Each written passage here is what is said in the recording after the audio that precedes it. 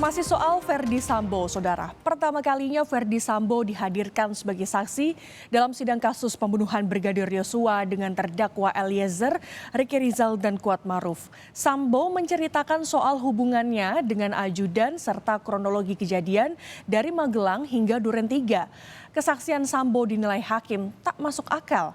Namun Sambo dengan tenang menjawab ia teguh pada kesaksiannya.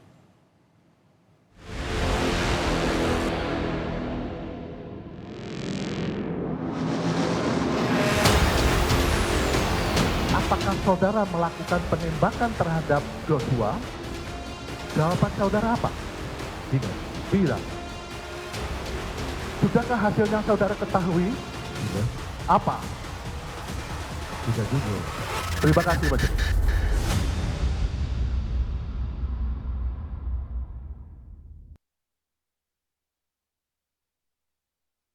Sidang kasus pembunuhan Brigadir Yosua kembali memasuki babak baru. Yang menarik untuk dicermati, saudara, momen di mana Verdi Sambo meminta maaf kepada majelis hakim apabila kesaksiannya tak sesuai dengan fakta. Pasalnya, keterangan Sambo bertolak belakang dengan kesaksian Eliezer. Bahkan, keterangan Sambo berbeda dengan Ricky dan Kuat. Majelis hakim menyebut kesaksian Sambo janggal dan berulang kali meminta Verdi Sambo untuk memberikan keterangan apa adanya. Sangatlah janggal gitu loh keterangan saudara dengan fakta-fakta yang ada. Saya selalu katakan saya tidak membutuhkan pengakuan. Iya, yang mulia. Tapi karena saudara di sini disumpah, tolong ceritakan apa adanya. Nah, coba saudara jawab mengenai keraguan saya tadi.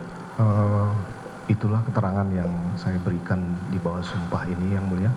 Saya mohon maaf kalau memang itu tidak sesuai dengan fakta dan pendapat dari yang mulia. Ya, saya tidak akan memaksa. Majelis hakim terus menggali fakta dalam rangkaian peristiwa yang menewaskan Brigadir Yosua.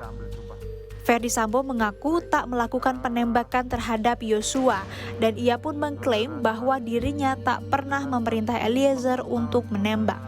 Sambo bahkan mengaku sempat menghentikan Eliezer saat meluncurkan tembakan ke arah Yosua. Bagaimana cara saudara memerintahkan Richard? Hajar, Cat. Kamu hajar, Cat. Kemudian ditembaklah Yosua sambil maju sampai roboh, yang mulia.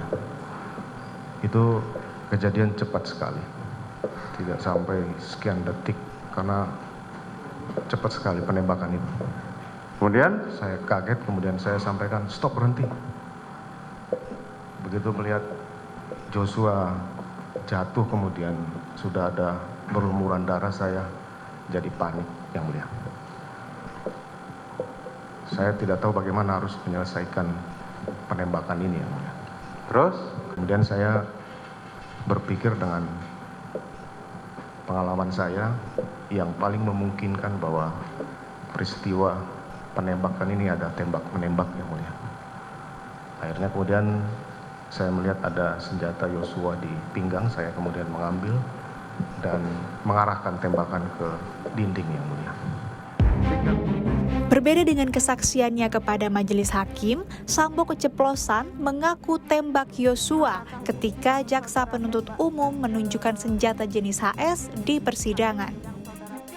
Backup lah, Apakah ini yang saudara tembakkan ke HS ya, HS, yang saudara tembakkan yang saudara bilang Ya. ambil dari nembak ke punggung Yosua. Joshua? Ya.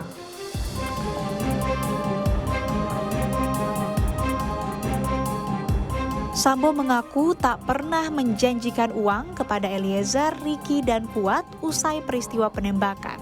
Padahal Eliezer, Ricky, dan Kuat sama-sama mengakui adanya uang yang dijanjikan oleh Sambo dan Putri. saya langsung aja, itu tanggal 10 saudara menjanjikan kepada mereka bertiga uang 1M 500 juta dan itu gimana ceritanya? Di tanggal 10 itu saya memanggil mereka karena setiap hasil pemeriksaan itu saya pasti menanyakan, gimana jawaban kamu? Masih Bapak sesuai petunjuk Bapak. ya sudah, kamu akan saya perhatikan keluarga kamu dan saya akan jamin karena sudah mau membantu menjalankan cerita yang saya buat itu yang mulia. Saya mohon maaf. Saudara kasih berapa ke Ricky? Saya tidak menjanjikan uang yang mulia. Tapi saudara menjanjikan, kemarin saksi mengatakan kepada Richard berapa? Saya tidak menjanjikan uang yang mulia. Saya akan merawat dia dan keluarga yang mulia. Kuasa hukum Verdi Sambo, Arman Hanis, angkat bicara. Menurut Arman, kliennya sudah memberikan kesaksian yang sejujur-jujurnya, namun majelis hakim masih menilai Sambo berbohong. Arman menyebut fakta yang sesungguhnya justru tak akan terungkap apabila majelis hakim tak bersikap adil. Kalau dalam persidangan seperti ini terus-terus diungkap seperti itu, ya sudah.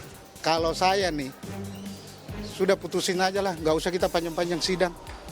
Ya, iya udah, apalagi kita sidang. Hakim sudah simpulkan kok, klien kami berbohong, ya nggak mau lagi ungkap fakta yang benar, udah putusin aja, bersalah atau apa, silahkan. Ya kan saya bilang, kita sama-sama nonton, kita sama-sama lihat.